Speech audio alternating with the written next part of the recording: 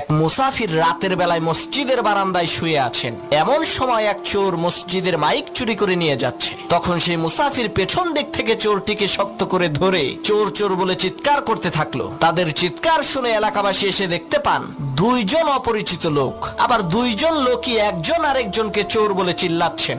আসলে চোরকে সেটা তো আর এলাকাবাসী জানে না। তখন এলাকাবাসী এই দুইজনকে এলাকার মাতুব্বরের কাছে নিয়ে গেল।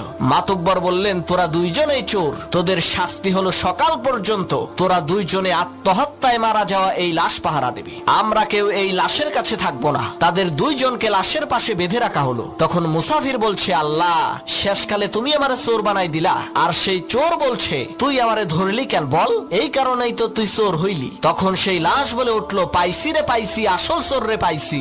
লাশের কথা শুনে চোর আর মুসাফির প্রচন্ড ভয় পেয়েছে। তখন লাশ বলে উঠলো, আমি মরি নাই, মরার ভান ধরেছিলাম আসল চোরকে ধরার জন্য।